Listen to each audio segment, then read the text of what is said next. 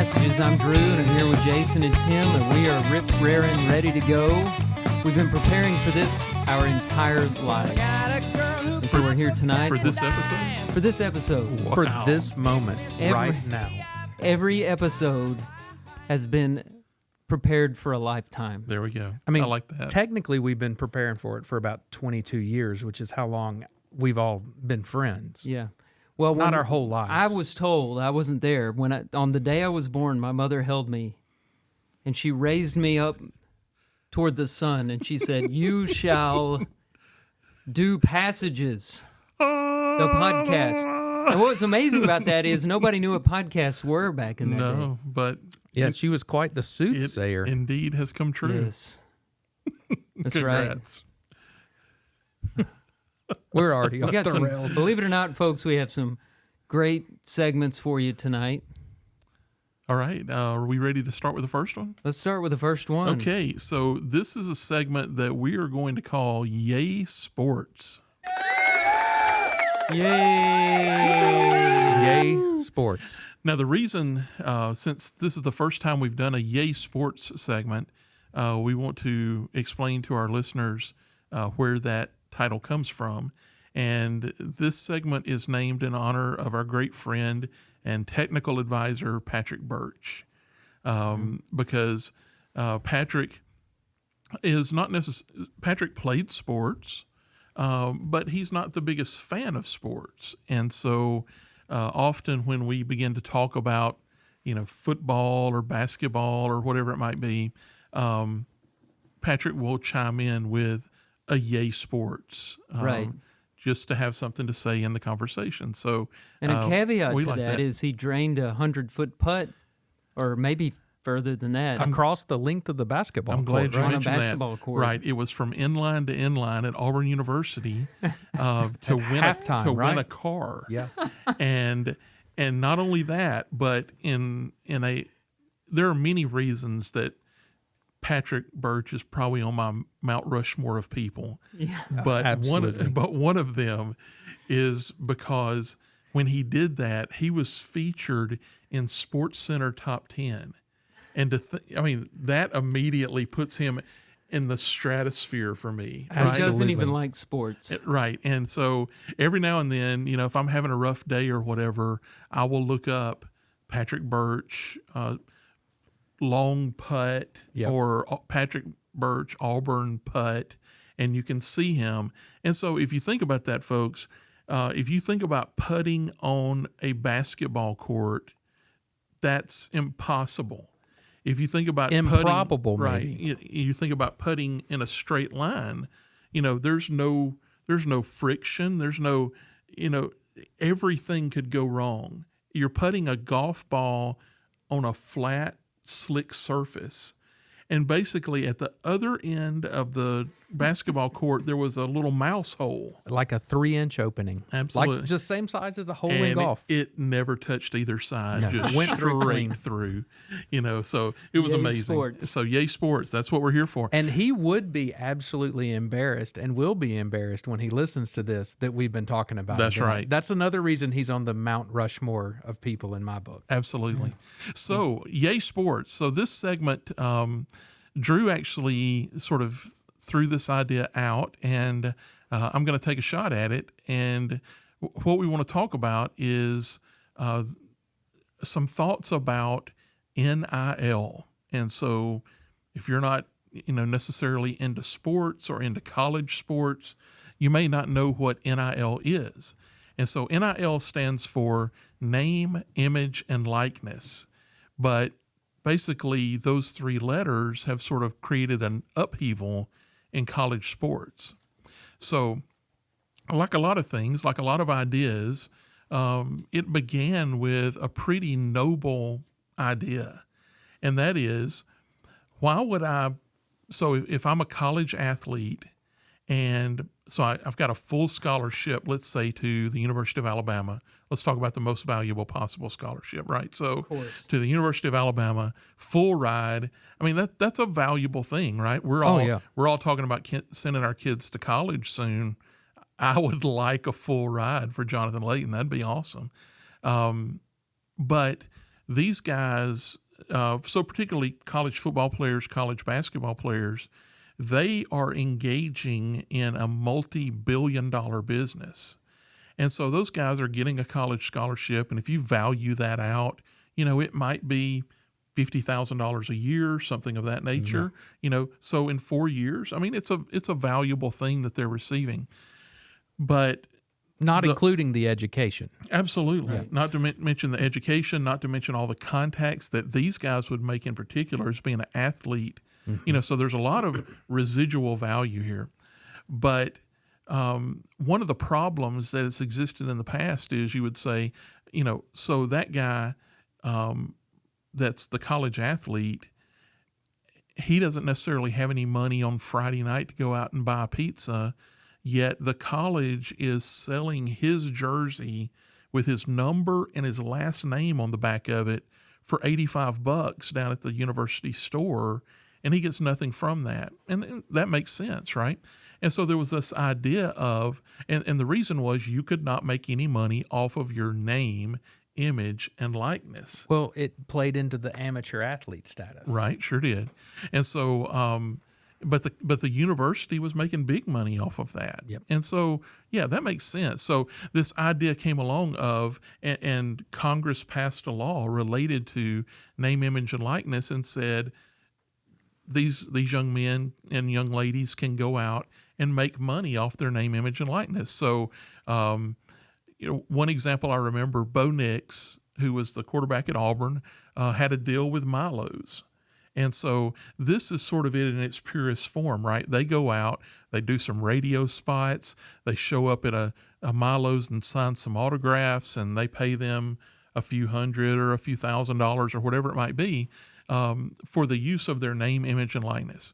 Here's what happened with name, image, and likeness. And people, there's going to be a bunch of things I'm going to throw out that people probably will come back and tell me you didn't get this quite right. So I'll admit that to begin with. But I just want to give you the general flavor, right? And not be We're here kind of all, early into right. the controversy, too. Yeah, absolutely. So here's the first thing that happened. So that ruling came out, sounded great. All right, guys, go down to the corner store and see if Midas Auto Parts will sponsor the Auburn offensive line or something. Who knows, whatever. But you can make money. What happened instead is immediately these universities started creating these groups called collectives, and the idea was we'll pool a whole bunch of money together. And immediately what it became was the Wild West. And when I say that, what I mean is it just turned into pay for play. Forget name, image, and likeness. Now, I'm sure there's some loopholes like, hey, Drew, would you sign these 50 pictures for the collective and we'll give you $1 million this year? Mm-hmm. Because you're a 5-star quarterback and we really want you. It also became, they began to pay these guys either with a promise as they were recruiting them, or at least right when they walked in the door, they were making money. So it just turned into pay for play. Mm-hmm. So the whole thing turned into a giant loophole that just made everything go bananas at one time. And people who like college sports, one of the reasons they like it is because up to now, that hasn't been a part of it. The money hasn't been involved on the student end and corrupted the players. And so they say, it's pure. Now the opposing viewpoint to that would say, but these kids are all putting on a show that's making universities billions of dollars as a group. Aren't they deserving of some of that? And so there's an argument to be made of that, right? And that was the whole idea. It's just that it happened so fast, and it happened without a lot of rules, and so it just took off in a very sort of destructive direction. And it happened at the same time that the NCAA really started relaxing the transfer portal rules, which made it a lot easier for universities to come out and what used to be illegal, but now is legal, recruit their players, offer players away. That's right. So really, you never talk about the NIL without talking about the transfer portal, because the two of them together are like gasoline and a match, and basically it blew the whole thing up. Now, again, people would say, well, Mr. Smarty Pants, if the transfer portal's not okay, how come Nick Saban could have been making, could have been in the middle of a contract at the University of Alabama, recruited all these players, said, I'm going to be here for the next 10 years. And the next year, which sort of maybe possibly could have happened about 10 years ago, goes to the University of Texas and leaves all of them behind. How's that okay? How's it okay for the coach but not the players? How is it okay for Nick Saban to have been making his last year $11 million a year? I looked this up. He made $1 million salary and a $10 million talent fee. That dude's got a lot of talent. Yeah. And so he was making $11 million as the coach. And you say, how can he make $11 million as the coach and the players aren't due something? Because that's the system. Yeah. I mean, it worked for a long time. It wasn't perfect, Right. but that's the system. And those players are headed towards, a lot of them are headed towards a professional career. And the ones that aren't ready for it are weeded out. And, it was the system that we had. And it's starting to look like it was the best of all possible systems, because what we have now is more problematic. Yeah. And so I mentioned Nick Saban. We've got technology. Listen, guys, this is a new first. We're going to plug in a clip here. This is Nick Saban. I believe he was talking to Congress, and there's a little soundbite about his perspective on NIL. All the things that I believed in for all these years, 50 years of coaching, no longer exist in college athletics. So it's always was about developing players. It was always about helping people be more successful in life. My wife even said to me, we'd have all the recruits over on Sunday with their parents for breakfast, and she would always meet with the mothers and talk about how she was going to help and impact their sons and how they would be well taken care of. And she came to me, like right before I retired and said, why are we doing this? And I said, what do you mean?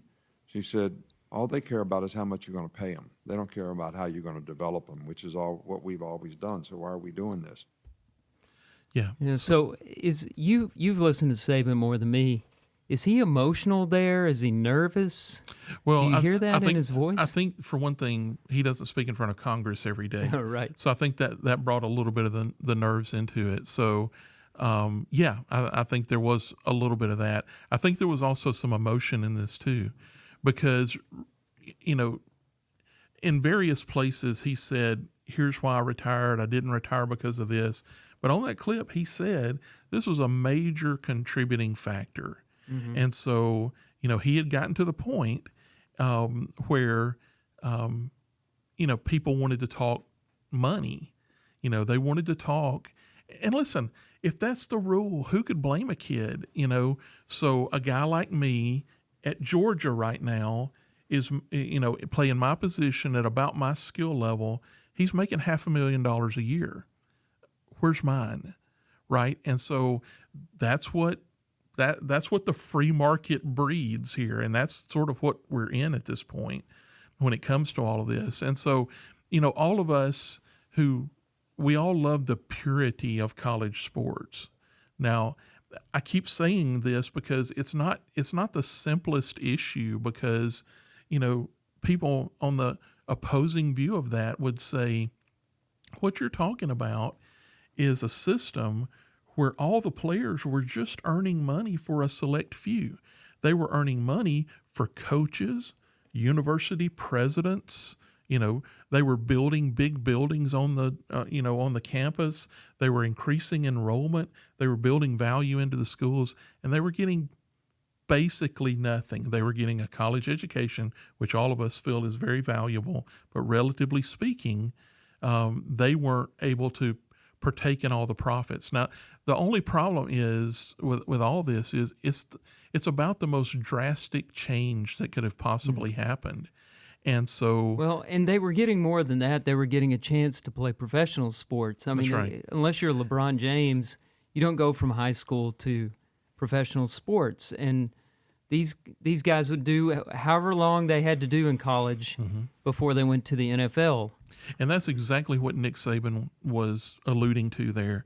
His whole thing, and what he and his wife were talking about there, is his whole thing. You would never hear him talk about guys about his players.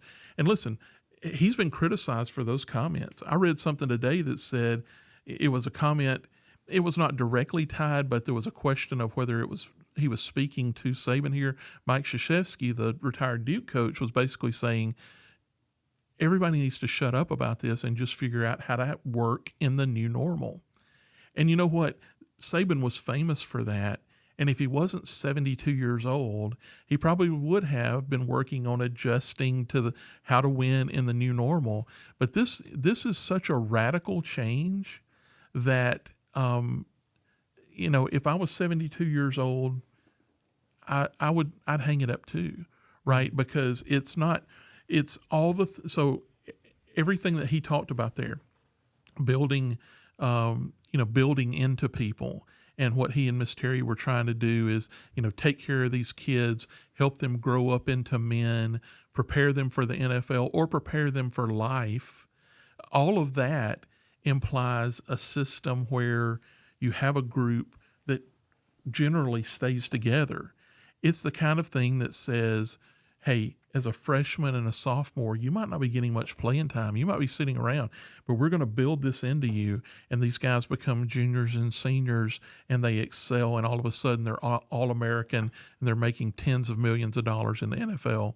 And that's only a small group out of those guys. But his whole point was building into these folks.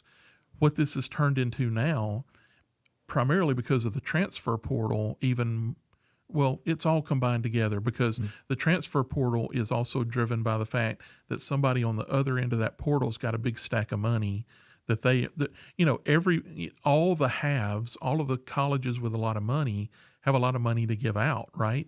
So I can go to Alabama, play well, people see me, they know I'm pretty good. I might be the 50th best player in Alabama, but you know what I might also be?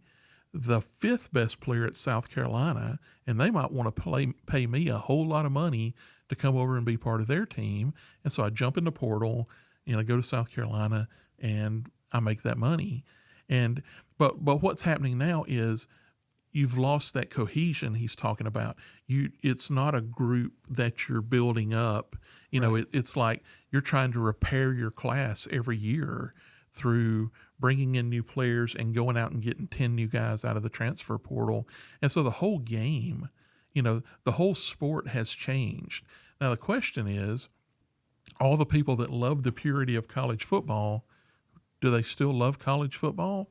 If they, it's sort of one of those things where it's like, if you really don't like it, put your money where your mouth is and quit watching it, quit going to the games, and all that it's kind of still stuff. one of the right? highest rated sporting events. And that's period. it, is we may not like this part of it, but if in September we're all in front of the TV watching College Game Day and watching games all day and, go into the stadium and spending that money on tickets, then, not only money, would change.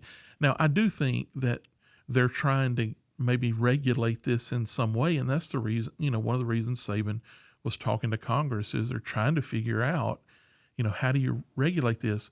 Part of the problem is it's hard to put Humpty Dumpty back together again, right? They've already... They came out with this one ruling, the NCAA, which is a completely inept institution, and all it is train wreck. Is basically it's a group, it's sponsored by all the university presidents and athletic directors, so it's really all the universities, but they were caught, with their pants down, they weren't ready, and so that ruling came out. It was immediately the rule. People started taking advantage of it, and they're just sort of caught with their hands up saying, well, we don't know, what to say about this. And now, once all that's done, it'll probably take some other legal action to make any change to this. So we've said a whole bunch around this, and we We'll can talk probably about it. update on it through the months we'll do. and years. We might do a Yay Sports follow up on this or whatever. But it's just it's interesting and it's multifaceted. There's not a true right and wrong, I don't believe, when it comes to this, because there's some truth on either side of this, and I'll close with the fact that those comments that we played from Saban, he's taken some heat from people on those, and they're like, it's very hypocritical for a man who's making $11 million, to have a problem with guys getting paid. And I don't think that's what he's saying at all. In fact, in that same discussion, he was saying maybe there needs to be some way we do some revenue sharing, and because a part of this that I don't really know about at all is, there are 85 scholarship athletes on a typical Division I football team. So we know. So I'll close with this. Like the biggest NIL deal that I saw of is Shedeur Sanders, Deion Sanders' son at the University of Colorado. A lot of that because he's got the Sanders name. Actually, the second one is Arch Manning, which is hilarious because he's got the Manning name and he's played about 3 snaps so far, but he's made a couple $1 million. Wow. Shedeur's made like $4.9 million like last year in NIL. And so, these guys, I mean, they're making some pretty big money, but what is like the center who's snapping to Shedeur and blocking for him, what's he making? And he might not be making anything. And what's the practice squad guys doing that are prepping them every week for the game? That's and is where this the going to problem lead comes. to strikes? Or dissension among the the linemen ranks? go on a strike? Well, there's a big discussion right now about whether or not these university athletes are employees of the university, because if they get a designation as employees, then that changes the game yet again.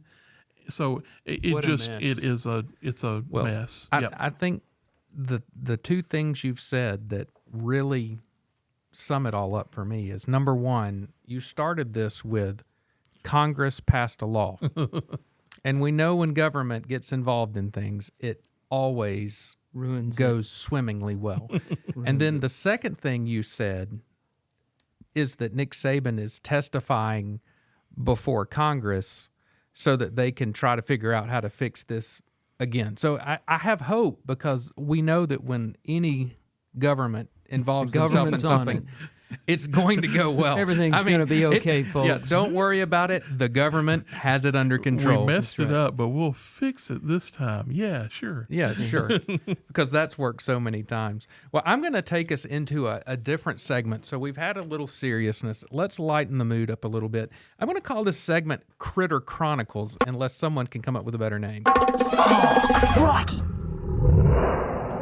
Critter Chronicles. Critter Chronicles. I like the sound Jason, effects. we had to make this a segment because so many of Jason's stories are about animals. Well, there are some really dumb animal stories out there. I remember well the spider crawling out of the toenail or something like that. Yep. Peruvian wolf spider. The guy who cut part of his car off so his bull could ride with him in the car. I forgot about that one, yeah. This one we've touched on before, and I'm coming back to this subject because I still have a little bit of a burr under my saddle. And this story popped up this week, actually. So, where'd my story go? All right. I'm going to read you the title. Shopper banned from Buccees after bringing his service duck inside the Tennessee store. See, this is another service animal. So Jason's done a service alligator. This is now a service duck. Service duck now. I bet those two don't ever work together. No. I would think it wouldn't go very well. So the story says a man who brought his service duck into a Buccees store in Tennessee has been banned from the chain, according to YouTube video he posted. So not only was he banned from that store, he is banned from all Buccees. From the chain. So this person brought a service pet known as Wrinkle the duck into the store, where they shopped around and received plenty of positive attention from shoppers who wanted to pet Wrinkle and ask about her. Number one, I want to stop here. I want to pause. His name. Wrinkle. Have you ever had ducks as a kid growing up? Did you ever have a pet duck? No duck. Well, the Pullums, we had a pet duck. Our pet duck's name was Jet the Duck. If you ever want to read it, Chicken Soup for the Pet Lover's Soul, like circa 1990, there's a nice little article about it. Your mom's published. It is. She's going to hate me for even bringing this up, but that's okay. But we had a pet duck. You know what ducks do? They poop everywhere.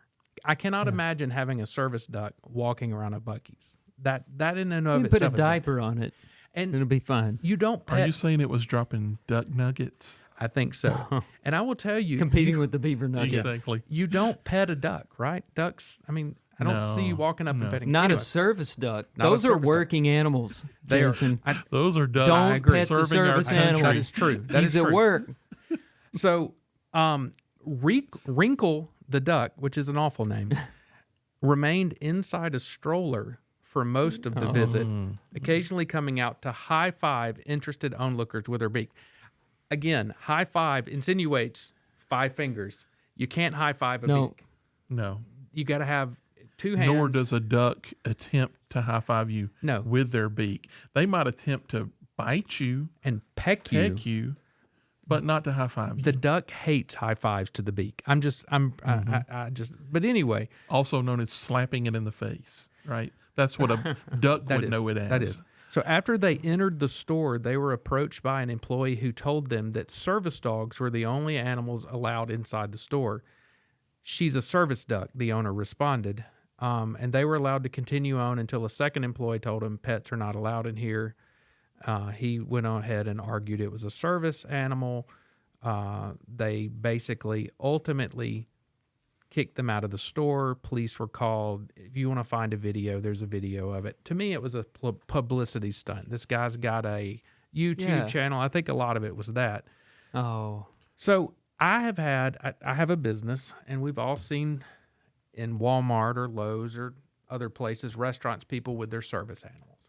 So I got to thinking, what is really the law in the state of Alabama about service animals? And is there a distinction between service animals, emotional support animals, psychiatric assistant animals, all of these animals? And there are some really interesting laws. So first of all, are ESAs, those are emotional support animals, are they considered service animals in the state of Alabama? And the answer to that is no. Alabama does not consider emotional support animals to be service animals, and they do not extend any of the special rights to those who have them. Service animals are limited to dogs, and I thought this was interesting, miniature horses, and must receive training that is tailored to the specific physical or mental handicap that the person wait, that's the only they will two? help has. Dogs and miniature horses. Service dogs and And miniature horses. all of God's creatures. Those are the two The mini horse Yep. made the cut. So Draw a line below miniature The horse. old Shetland pony. Yeah. the state of Alabama does not really have any laws on the books to define what an emotional service animal is. So if No, he an came in emotional- and he I got said a did you definition. say It's em- called a pet. Did you say an emotional service or emotional support? emotional, well, this was an emotional service, so maybe they What? changed. So it there's here. there's a emotional support, emotional service, and service. That's what it's saying here. Oh my goodness. That's not confusing at No, all. or maybe the writer here in this article but in 2019, the state of Alabama passed a law that made it a Class C misdemeanor for anyone to falsely claim that an animal is a service animal. So if you attempt to bring your emotional support animal to an area where it's not permitted and claim that it's a service animal, you could face some Are there criminal charges. papers? so an emotional How do you papers. prove it? There's no papers. That's the other thing. How do for they even prove that so you're even lying? a service animal For There's even not. a service animal. So, do ESAs require special training? Now, these are emotional service animals. They do not. But I got to reading. I printed out like 15 pages of stuff on these laws. So, it's interesting that, let's see if I can find it. There is a, you do not have to have paperwork to prove that your animal is a service animal. And employers, businesses can only ask 2 questions to people that bring these animals into Okay, their I business. got to hear this. All This right. this is to prove So let me read. it's a service animal. Let me these read questions. first to you what they cannot ask. These are Okay. questions you cannot All right. ask. And maybe this is important at the church. What if somebody brings their emotional had it- support chinchilla in? We've had possible. an emotional service animal. One of the youth conferences, I remember. That's right. That's a right. dog. I think it barked at least once. But anyway, so here's the questions And you we counted that as a response. That's right. Okay, so here's the questions you're not allowed to ask. You are not allowed to request any documentation that the dog is registered, licensed, or certified as a service animal. Period. And this is state law. And you are not required you cannot require that the dog demonstrate its task or inquire about the nature of the person's disability. So you cannot say, I need to see paperwork to prove this is a service animal. And you cannot say, I want to see its trick. And you cannot ask, what is your disability? So, Drew, Jason, if I may ask, what can you ask? Yeah, these have got to be some good questions. This is funny that you ask. So the two questions that by law you can ask, and this was in all three of the articles I printed out, are law reviews. Is the dog a service animal? Is the dog a service animal required because of a disability? Sure. What work or task has the dog been trained to perform? Now, you can ask those questions. You ask, is the dog a service animal and required because of a disability? And what work or task has the dog been trained to perform? But that second one's kind of like asking what's your disability, except you're putting in a way, you're putting it on the animal, but if someone drawing comes attention in, to the animal. let's say I brought in my service aardvark. Okay, I walk into service with it. I've got it with me, and you ask, "Is It's the not a aard-" pony. That's not a dog. That's true. You're We're outta already here. out. You kick me out. But if I bring my dog in, and you No, can let's ask, say you bring in your Shetland pony, my please. Shetland pony, my mini pony walks in. You hear it clopping down the aisle. You're saying you bring in your little pony? My little pony. That's right. And it walks in and it says, "Nay." And you say, "Is this horse a service animal required because of a disability?" I can say, "Yes." And you can't question me anymore about what it's there for. But I can't ask you what But you can ask work, what work or task that right. it performs on your behalf. And I could say CPR, and you have to accept it because you cannot ask for a demonstration, you cannot ask for certification, you cannot ask for any proof of what it does. All you can ask is, what is it trained to do? Now, so in my mind, this is why when you get on airplanes, when you go to the grocery store, when you come to church, when you go in businesses, everybody has animals with them now, and they're like, this is my emotional support pet.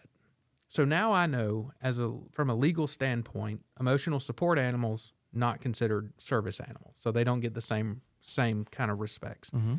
The ADA though does have a lot of things on it, and it's, if you own a business, it's worth reading so you keep yourself out of trouble. Oh, that was a duck call. That's what it probably sounded like as Wrinkle was riding through in a stroller through the Buccees store. I would think you have to work pretty hard to get kicked out of Buccees. Is that the sound that Wrinkle made when he was delivering a high five? That was that Wrinkle. It? Yeah. What does Wrinkle do? I would guess he Like just it just quacks. comforts the. I don't know. What task does it perform for? It's an emotional support animal, I guess. Well, he said he defined it as a service animal, which means he should be able to say that. I have no clue. But this is why I think you see so many people carrying their pets around. They just want their pets with them, and they know they can get away with it by saying, "This is my service animal." And it Which takes is a away, shame for the people that need the I was going to animals. say, it takes because- away from the people that really Yeah. have a need for them, the ones that have history of seizures, and the animals will. Right, that's an amazing one. That's right a there. right, cool one. can sense it. Yeah. Yeah. Or the diabetes animals that can sense Or the seeing that the seeing sugar eye is too high dogs, or whatever. you know. Yeah. Yeah. It's crazy to Guide me dogs. that those people are being very much. It's almost They're- like these they're people lump- are taking they're- advantage. they're They're lumping lumped them all in, together, right. and it's a shame because if you want to take your pet duck with you places, take your pet duck, but have a respect, have a respect for a business, and and just don't take them inside, right? All right, can we wrap back around to Buccees for just a second? Yeah. So of course, some weird detail stuck with me. So I've often wondered this in stories where people have been banned from places for life, right? Or banned for a place, period, right? So this guy's banned not from just the Buccees in Tennessee where he was. From all across Buccees. the country. All right. The franchise. So my quite obvious question is, how you do that, right? So is basically this dude's picture on the wall? Is there, It's like the old Got some wanted guys poster. that talking to their sleeves right? and they're watching the security footage for this eye guy. in the sky? It looks like a fluorescent light, but it's the guy looking for He's in that a black dude suit, in and a every. skinny tie. What if It's the guy in the Buccees costume. What if that's it's- who the Right. security What if guy it's a is. beaver and all of a sudden he takes his head off and just attacks some dude coming into Yeah, the it's place? a beaver statue outside. It's Yeah. looking for. Oh, it's You- got the eyes- You eyes see that a move. duck? What if those eyes start going from left to right, when you walk by? And I would think Yeah, the beaver and we've the got our duck are guy. probably compatible animals, but don't bring No, your beavers hate ducks. beavers hate They hate everything. They hate ducks. There was a huge one hitting the road just out here. I saw it the really? other day. It was a big beaver. It was. But I think what you do is they have the wanted posters up, and they just watch faces. Right. But they got how many employees do you think there is at the Buccees in Leeds? There's a lot. 100. Maybe. I guarantee you, without a doubt, there is somebody there that's watching cameras. watching for that's the got- guy with the duck. No, I guarantee Well, you they got somebody so, there with facial recognition cameras watching stuff. I've wondered that a lot, They've right? got 'Cause to. you look at what's going on in that place, and you look at people going in and out of the exits, and how many people Hundreds are in of there, people and an how hour. much stuff is in there. There's some And- security. and there's got to be some security trying to keep people from stealing. And it's not things. just the guy in the costume. yeah. So. Yeah. But anyway, I thought that was just an interesting story. It's just another example of how we overdo the whole pet thing. And it also makes me think that maybe that guy who's running the car wash is actually surveillance that's making $125K a year. I think it's probably retired CIA operatives that are running that place. Oh, yeah. Buccees can pay him well. Just like Drew said, talking into the sleeve, and all of a Right. sudden that guy that was banned, yep, Yeah. I tell you, they do have the He's in cleanest form bathrooms tackles. though, of anywhere in the state. yeah. He's in beaver jail immediately. Yeah, I'm telling you, at the top of Buccees, there is an evil dude. I mean, to have something run that well With really big bathrooms front that can- teeth. Yes. Yeah. I mean, there's somebody that everybody at Buccees is terrified of. Yeah. Those who don the khaki pants. Well, they when- are scared to death of this guy. When the corporate people come in, they come in 3 or 4 black SUVs, and the front 2 are the security team that get out, and they're like making a perimeter and looking around. I'm convinced of that. And all the people that work at the brisket counter with their hats on tip their hats as they walk Right. in the door to the them. guy comes in, buck teeth gleaming, huge chewing on a piece of wood. Huge tails smacking the table, smacking the floor. All right, guys. Who brought a duck into this establishment? I hate ducks. Oh, All right, I need to get mine. Do you think a beaver jail is called the Dam or something like that? Maybe or Tim I don't know. Layton. Beavers like dams. That was not with a Tim Layton. This is a that- PG no, podcast. that was not with an N or Oh, anything. okay, It was okay. just like the thing that beavers build. a trap, maybe a beaver trap. Okay, all right, I like it. But the beaver is the one throwing people in jail. It's the duck. The duck's we've- going to jail. This has come off the rails more than right. usual. This is what happens when we have a serious one and then we let go. Good Well, I'm job glad y'all with had good ones. Critter I- Chronicles. Critter Chronicles. Yeah, I've got a critter chronicle too. What? So yeah, it fits. Okay. It fits Critter Chronicles. So the Olympics this summer are going to be in Paris, Wee and so this is kind of a Yay Sports thing too. Yay Sports and Critter Chronicles meet. You put it all together. I've Critter tied Sports. everything together. Critter Sports. Critter Sports. That's hard to say. But they got a bed bug For you, maybe. bed bug problem in France, Ooh. and you're about to have people come from all over the world to Paris. So this is heating up. Do you know how you notice? You know how you distinguish if it's a Parisian bed bug? I do not. Hair under its legs. Okay. That's pretty good. And it's really snotty. It's arrogant. Smokes cigarettes. Get out of my bed. And it mimes a lot, right? A croissant.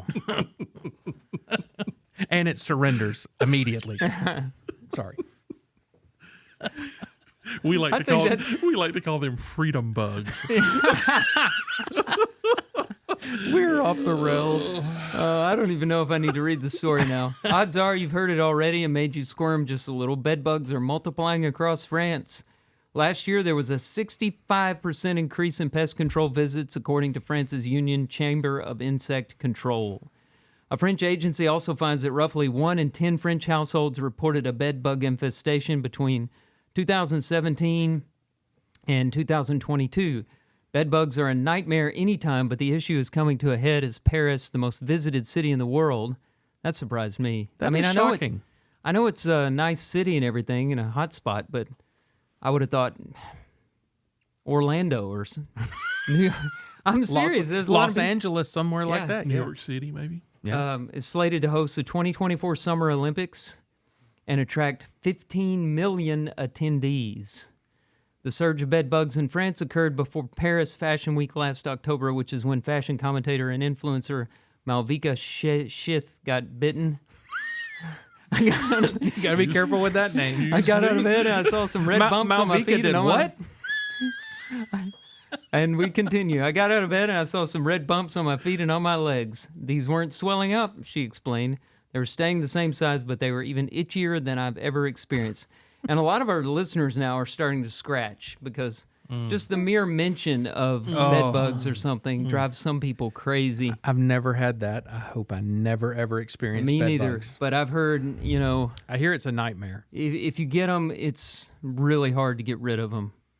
I mean, you almost have to throw your furniture away. Well, and they say that, like, if you travel to somewhere that has them and, like, leave your clothes and suitcases and stuff laying around, that you can bring those little guys back home with you. Right. I've heard that. I don't know how This true may that be is. There's all kinds of- This may be Paris's gift to the world, right? Right. 15 million people come in, and everybody takes bed bugs home with them. Yeah, Yeah. those nasty bed Prob- bugs. The bed bugs probably started from a bat, just like COVID. There we go. Yeah. That's where it You came should have from. quit with the earlier stuff. Bed bugs. Yeah. Ooh. Are you going to be headed to Paris for the Olympics? Not going to be able to make it this Is time. that I guess that's the Winter Olympics. I think It's that's summer. Yeah. Summer? Oh, I missed coming a, up in July? I missed a whole Olympics. yeah. When was the Winter Olympics? They're Is it- they're every 2 years now, Yeah. so Okay, it so would have I- been 2 years ago. 22, and I'm not even. I don't remember. Where was it? Was it in the States? I don't know. China? I don't know. Seems don't like know. it might have been in China, but I'm not sure. Well, I don't know. They're going to have problems. We'll keep you posted on the bed bug situation in France, and People are just itching to get there. they are. And itching to get out. Yeah, I'm itching to take a break here, so we're going to pause for a moment and be right back with our passage.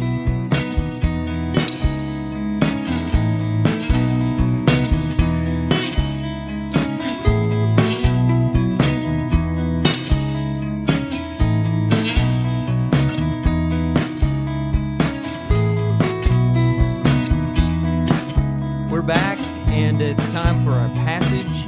This week, we have a passage from G.K. Chesterton. Did you know that actually stands for Gilbert Keith Chesterton? Or Chesterton. Gilbert Keith. Gilbert. I'd go by GK, I think. GK I don't sounds know, a little Gil. cooler. Gil would be all right. Or Bert. His friends didn't call him G.K. Well, if you see a No way. picture of him, he looks more like he should be in CK, Calvin Klein, because that is a handsome man. Let Oh, me very just- debonair. Ooh, The nice hair. I have He's major probably- hair envy. You know, we've all known these old preachers with the initials for names, and Tim and I were talking during the break. We we've always vowed that in our old age we'd start referring to each other as our initials, Brother J.T. Layton and Brother J.A. Kaiser. Right. What are you, J.B.? JB, yeah. Pullum? Yeah. Yeah. Brother J.B. Pullum. We'll have our opening prayer tonight. I like that. I think all of those you can pull off. Are there letters that sound cooler than others? You know, I mean, like J.A. doesn't roll off the tongue like J.T. or J. because JB. we all know somebody I'll tell named you, JT. and I right? will Yeah, tell yeah, I mean, JT. we know old JT Heron. I had a good right? friend named JT. Absolutely. I'll tell you what two initials sound really good in a name. RW. RW. We got a friend RW. That's right. RW. RW. Now, One that of is- these days we're going to that's figure out what cool. that stands for. That is And this strong. guy's GK. I think about GK Wallace, right? An old GK renowned Wallace. preacher, and so GK sounds cool. VP Black. VP is Yeah. Oh, that's strong. That's cool. That's right? real strong. Yeah. So I think there's, maybe we need to give some consideration to that. Are there cool letters that can be used? And like, I can't imagine like Brother XY Jones would. I mean, Yeah, see, you doesn't couldn't even do it just Couldn't even then. do it. Right. I love whenever you see these guys at home where they're not respected, and you surprise them at home. You knock on the door, they come to the door in their pajamas, and somebody in the background says, "Who is it, Sparky?" No, Brother JP. Yeah. You're not Sparky. No. It just ruins it forever, right? So What are we talking about? So, G.K. Chesterton, and I'll tell you a little about him. He was an English writer, philosopher, Christian apologist, a literary, and an art critic. He had a busy life. He was in the late 1800s, early 1930s. Died I've read some of his books. 1930s. He wrote the Father Brown Mysteries. Yep. If you're a PBS It was his fan. fictional work, right? Yeah. He wrote a lot of fiction. Man, I read a book. I can't remember the name of it right now, but that he wrote. So he did a lot of writing. He's very accomplished. And the passage that we've chosen for this week, and we'll probably come back to Chesterton several times, but this one for this week is, to have a right to do a thing is not at all the same as to be right in doing it. I really liked this quote. I think it's a good one for Americans to think about because we talk about our freedoms. And our rights. Yes. Hey, can I take us off on just a slight bunny trail here? Of course. Absolutely. That's what we're here for. Describe this, Brother something- JT. Let me describe something about this passage before we get into the serious analysis of it. And that is, I've mentioned to both of you guys that Jonathan has been in a theater production for the past week or so of Alice in Wonderland, which I had never, I should have done my work ahead of time, done some reading, watched a movie, but I basically went in with a lifetime of being cold on Alice in Wonderland. No previous work in that area. And now you know why. And let me just say, oh, wow. It took me about 4 times, which I watched it 4 times. It took me watching it 4 times to begin to piece some of the things that are being said together. And, and I mentioned to some of you guys that I've never taken illegal drugs, but I have to imagine that what was going on there would be something like an episode that, some kind of banned substance would, It's pretty would trippy. bring on. Yeah. And so, in relation to this passage, there was a whole lot of this kind of talk going on. Like I remember there were lines where in the Mad Hatter and somebody in one of those rabbits and Alice and there was a rat there, some kind of mouse that fell asleep all the time. So they were all in a room together. See, I mean, I've got the whole thing now. And so they, and one of them was saying, it's like saying that I see what I eat. It's like I eat what I see. And there was that kind of dialogue that went on through this whole thing. And so when this was selected for this one, it just made me think about Alice in Wonderland again. And although We're sorry to bring you down, He's Tim.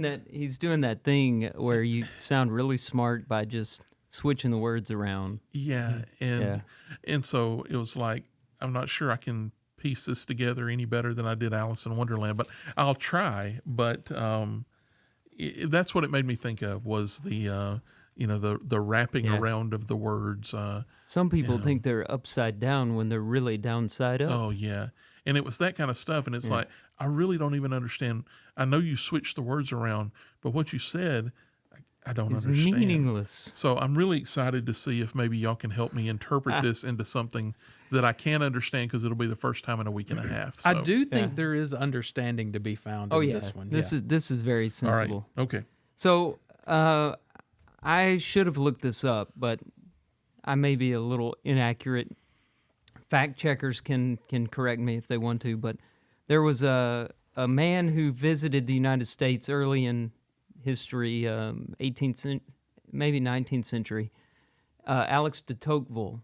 Did you ever study him in school? He came and he was very curious about the American experiment, our government and our freedoms and the Bill of Rights and all of that. And he was very impressed, but he stressed that it will only work as long as we have a moral fiber. Once we lose our value system, we lose our morality, we will not be able to handle the freedom. And sadly, I'm starting to see that play out these days as we're coming off the rails. Mm-hmm. We have this freedom, and we don't have anything to keep it in check anymore. Mm-hmm. We don't have that moral compass.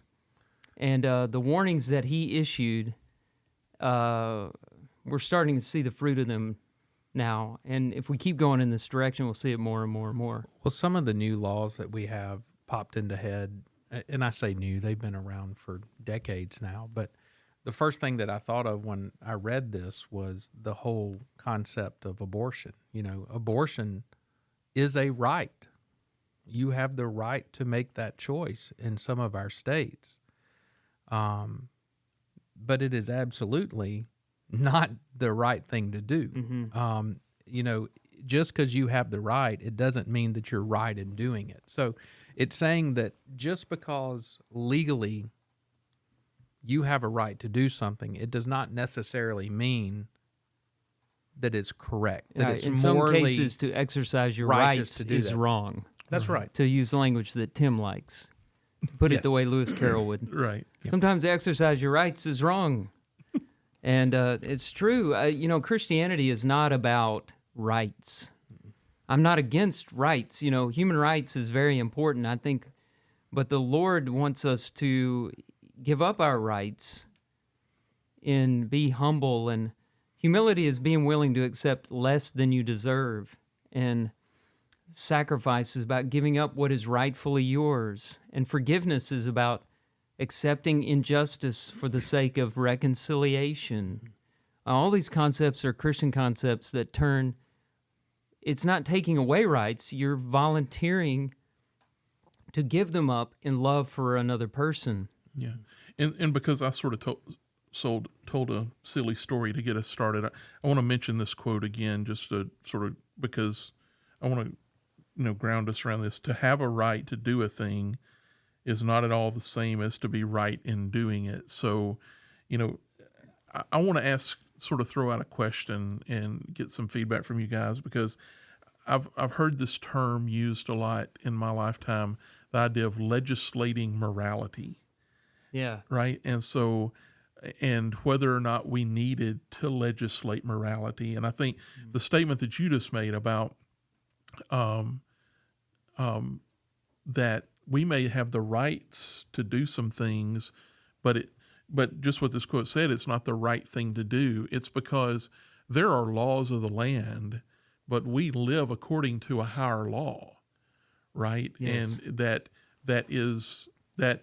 if they're in conflict, we obey the higher law. We ought to obey God rather than men. And even if they are the same, we really are doing what we do because we're obeying God, right? I mean, we're to certainly follow the laws of the land as they coincide with God's will, or are not in contradiction with God's will. But the whole idea of legislating morality, and you go back to the abortion laws, right, which have been very much in the forefront, and they're highlighted again now in this upcoming election, where there's a lot of discussion about the overturning of Roe v. Wade and what the individual states have different rules in relation to that. And so we talk a lot about that, right? That, we were glad that Roe v. Wade was overturned. What are your thoughts around, should we really be, how much should we be behind trying to legislate morality? Well, so here's what I think. You have rights until they collide into somebody else's rights. And one of the basic rights is the right to live. Mm-hmm. And it all depends on how you define life. If you think it begins at conception, then those unborn children have a right to life. And that's where our rights end, is taking away their rights. Now, the people who are pro-choice, I'm assuming they don't believe the unborn are human beings. I don't know how they arrive at that conclusion. It's not science. It can't be that. Right. I mean, or where they draw the line. Some people say viability. Some people say heartbeat. Some people just don't care. So I don't really think abortion is a right because you're taking a life, the way I define life. But in the laws of the land, the legal system considers it a right, In some depending states, on the states. you have the right to do it. And that's where, we see this idea of kind of this moral creep, this moral winding down of society. Everyone can rationalize your rights are different. What is right to you is defined by you. What's right to me is defined by me. And it's as we slip farther and farther away from the standard, which is God's word, we see this line being blurred. It's easy for the three of us to say to have a right to do a thing is not at all the same as the right in doing it. But there are other people that would argue vehemently against what we're saying. Well, that phrase from our founders, certain inalienable rights. Yeah. What are those? Life, liberty, pursuit of happiness. Right. And they, in the Bill of Rights, they get more specific. But that phrase says your rights are defined by the Creator. That's what they're saying. And today, and this is why I go back to de Tocqueville, he's warning, okay, when you lose sense of who your Creator is, you no longer are able to define rights. Well, when you don't know what they are. When you have amoral people making rights and laws that don't look back to God's word, that don't look back to a sense of morality, that go back to those certain unalienable rights, then everything gets out of skew. And then also, to take it a step further, whenever you do define those rights, you don't understand what to do with that freedom. You don't have a moral compass to control you with all that freedom. Right. And so there's even a contradiction, so we're talking about, using as an example, the abortion laws. There's a contradiction there in what we just said, right? What did we say would Jason say the inalienable rights were? Life, liberty, the pursuit of happiness, the right to life. Yeah, right. That's the basic one. Yeah. So what we're talking about here, and we're talking about where does morality need to be legislated? There are inalienable rights, life being one of them. You can't have laws that say you can take a life, or you should not have laws that state that. That's what we're talking about here with the abortion laws. Let's look at another one named by the Bill of Rights, freedom of speech. Okay, this is probably more in line with Chesterton than the abortion example. Sure. So freedom of speech. I can say whatever I want to say, including lying. Now, they're liable. We can get off the rails on this one, overanalyze it. But let's just think, I have the right to lie to my wife. Does that mean I should do it? No. So the government is not going to legislate that. God is going to have to do that for me. Yeah. I do think one thing that is interesting in terms of what becomes law and what becomes legal, although we all are in violent agreement with this quotation here, right? We believe that what it says is true. What making something legal does is it starts to change the norms of behavior. So, because there is a large group that says, hey, if it's legal to smoke pot, then it's okay to smoke pot, right? And that or- does or- start to influence the morality side. Absolutely. And so, or, in terms of trying to stand up for truth, it makes it makes it more difficult in the world in which we live, because there's more opposition to it. Because if a law is passed, there is at least a general segment of the world who says, well, then it's okay, because they don't hold to this view. And so, just to this whole point of where should laws begin and end?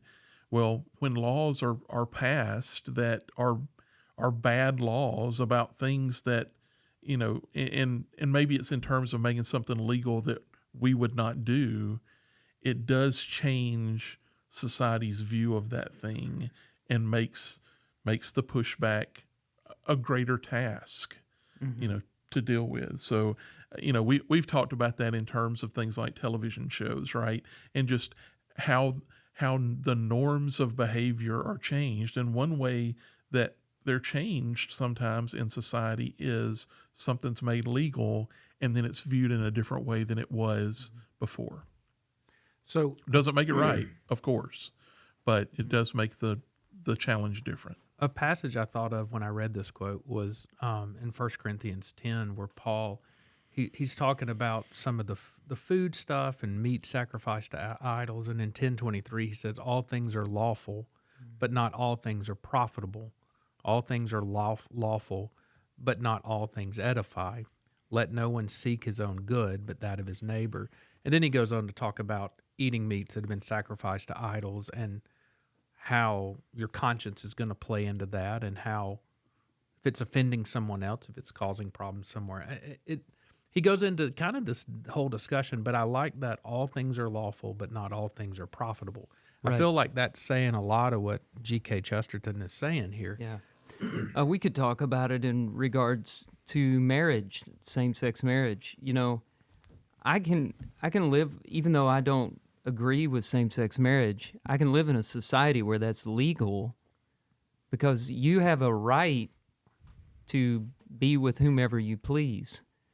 And I don't really have the right to try to force you out of that. Mm-hmm.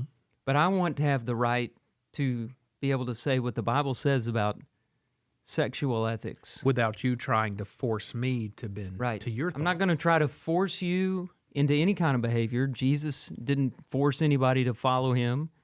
The Apostle Paul didn't force anybody to become a Christian or to live according to Christian principles. In fact, they all loved people of all different backgrounds, Yes, natures, everything.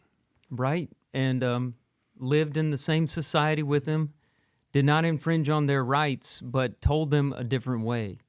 And, I want to be able to preach that marriage should be between a man and a woman in this society. And what's really scary is that there are countries very close to us that are taking away that freedom of speech that makes this country so great. And, I just, some people say within my lifetime, we'll see the First Amendment taken away. I really don't see that happening, but I do see some scary things out there. Sure. Threats being made against churches. And, I do see a day where a lot of things like the tax exemption status is taken away from church. Take it away. That's fine. Yep. Just don't take away our Our right. right to speak the word of God. That's right. Yep. Well, and give. I see so often this inequality in what we consider the right to free speech, because there are some who are very progressive, at least in my opinion, that they get almost these pulpits to get up and spout their thoughts and beliefs, and this is how it should be, and this is how it should be. and those that disagree with them are just persecuted, frowned upon. It's the whole cancel culture thing that's happened over the last 5 to 10 years. And It goes both ways. They don't You give want your us- rights. Yeah, We do too. yeah, we want our ability We to want to live say- the way we want to live. because we both can influence people around us. We want to influence people for Christ. We want to influence people for the church. That's that liberty part. It is, and it's that Life, freedom. liberty. Yeah, and so I think we've just, if I see anything that's changing in that, it's that some of our right to do the right thing, to say the right things, at least from a moral, biblical standpoint, is starting to be infringed upon some. I mean, I truly believe that. Can I throw out one other thought here? So in relation to this right to do a thing, we've been talking about, and I think just, appropriately, about things that are legal versus, what we should do. Is there another maybe slant on this that may not be about legalities, but might be about things like mercy and forgiveness, where we might have, I might have a right because Drew owes me something to take some action against him, but to do that to my brothers, not the right thing to do, right? Maybe there's some legality in that as well, but you know what I'm saying. Well, that's the And point may- Paul's and maybe making in 1 Corinthians 6. Why are you suing one another? Right. You can settle this as brethren. and maybe it's not money, right? But maybe Yeah. it's for all intents and purposes, I should never speak to you again, right? But Well, even in Philemon, but- Philemon has the right to do what he does to Onesimus, right? Yeah. And Paul says, receive him like a brother. Don't Well- pay him his due. I mean, I don't think he had the right to. The law allowed him, but that Yeah. that gets the back right thing into to what you were saying, Tim. Is if it's legal, is that the right? Yeah. Sure. So, right. but I see what you're saying. Yeah. Just because you can, should you? Yeah. Is another way to put it. But there's maybe some ways that we can think about this that aren't just around legalities, but sometimes we may have the right to do something, but we always need to be asking ourselves, is it the right thing to do? So, maybe we've been wronged in some way. How do we react to that? Well, maybe we've got this full gamut of reactions we can have. You have a lot of choices. Right. And, somewhere in there's right and wrong, but grace and mercy also sort of should help direct our course also Yeah. in determining what the right thing to do is. Yeah. Well, that's all the time we got for tonight. That was a good passage to talk about. We are now on Twitter /X, whatever you want to call it these days. Passage Pod is the handle on Twitter. And on Instagram, passages_podcast. Check us out there. Follow us. Most of all, subscribe to us on your favorite podcasting platform. And leave us a review, a rating if you don't mind. That helps us get into the ears of more people out there. We are loving this. We appreciate all the positive feedback. And we just look forward each time we get to gather together and talk about these quotes.